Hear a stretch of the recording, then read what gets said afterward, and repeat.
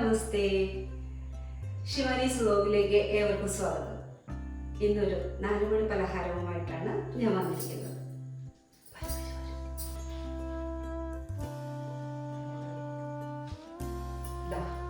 അവലാണ്. വളരെ സിമ്പിളായിട്ടൊരു 4 മണി പലഹാരമാണ് ഞാൻ ഉണ്ടാക്കാൻ പോകുന്നത്. അവൽ വിളയിച്ചത്. അപ്പോൾ ഇതിന് എന്തൊക്കെയാ സാധനങ്ങൾ ആവശ്യമെന്ന് പറഞ്ഞുതരാം. അവൽ വേണം, പിന്നെന്താണ് ശർക്കര പാനിയാക്കിയതാണ്, പിന്നെ ഞാൻ ഏത്തപ്പഴം ചെറുതാക്കി അരിഞ്ഞെടുത്തത്, പിന്നെ നാളികേരം കുറച്ച് ചിരവിയെടുത്തത്, പിന്നെ ജീരകവും ഏലക്കയും കൂടെ ചെറുതായിട്ടൊന്ന് ചതച്ചെടുത്ത്.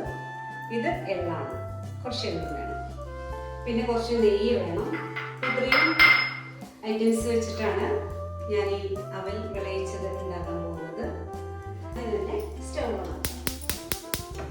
അപ്പോൾ അവൽ വിളയിച്ചതിന് ആദ്യം നമ്മൾ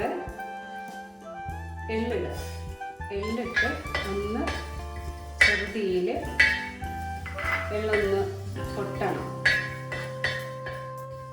എള്ള് പൊട്ടി വരുന്നുണ്ടോ? എള്ള് പൊട്ടി വന്നു കഴിയുമ്പോൾ എള്ള് പൊട്ടി കഴിഞ്ഞപ്പോൾ നമുക്ക് അടുത്തായിട്ട് അവലിടാം. ഞാനൊരു 1/4 കിലോ ഓളം, 1/4 കിലോ അല്ല, അതിനേക്കാൾ കുറച്ചും കൂടെ കൂടുതലുണ്ട് കേട്ടോ അവലാണ്. അവൽ നമുക്കൊന്ന് ചെറുതീയിലിങ്ങനെ വറുത്തെടുക്കണം.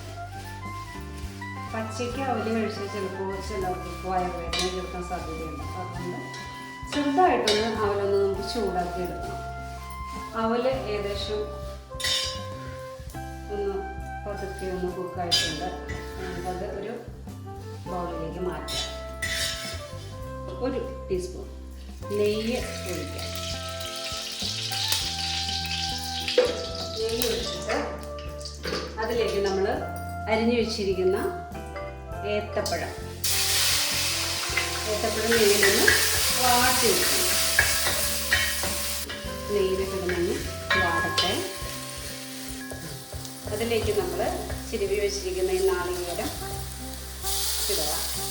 നാളികേരം കൂടെ ഇട്ടിട്ട് ആ നെയ്യിലേക്ക് ഇടന്ന് വഴന്ന് വരട്ടെ. നാളികേരത്തിൻ്റെ പച്ചപ്പറമാറി ചെറിയൊരു സ്മെല്ല് വരും.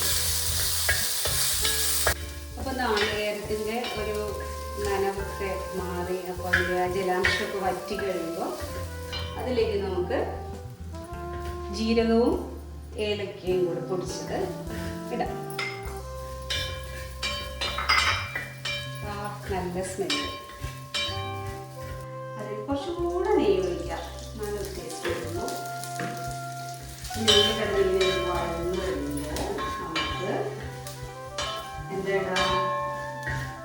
നമുക്ക് ഈ വറുത്തെടുത്ത് വെച്ചിരിക്കുന്ന അവല് എള്ളും കൂടി ഇതിലേക്ക് മിക്സ് ചെയ്യാം.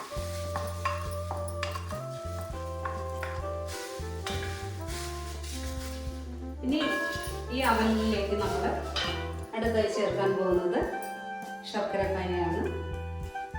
ശർക്കരപ്പാനി ചേർക്കുന്നതിന് മുന്നേ നമുക്ക് ഗ്യാസ് കൊണ്ട് ഓഫാക്കാം. അപ്പോൾ ശർക്കരപ്പാനി ഇങ്ങനെ ചുറ്റിച്ച് അവലിലേക്ക് ഇങ്ങനെ ചുറ്റിച്ചൊഴിക്കുക. കണ്ടോ, നല്ല ഭംഗിയില്ലേ?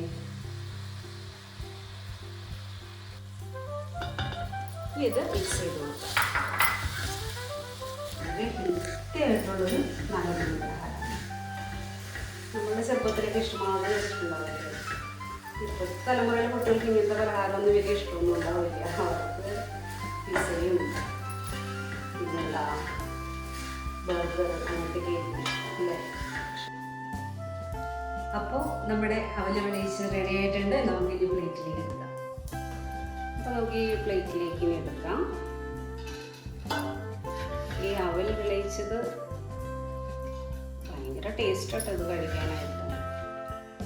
ഇത് ഭയങ്കര ഹെൽത്തിയാണ്, ടേസ്റ്റിയുമാണ്.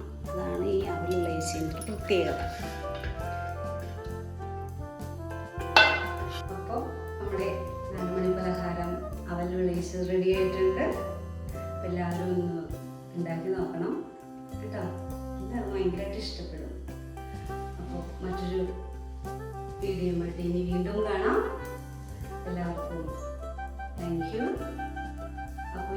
ഇഷ്ടപ്പെടുകയാണെങ്കിൽ ഷെയർ ചെയ്യണം, സബ്സ്ക്രൈബ് ചെയ്യണം.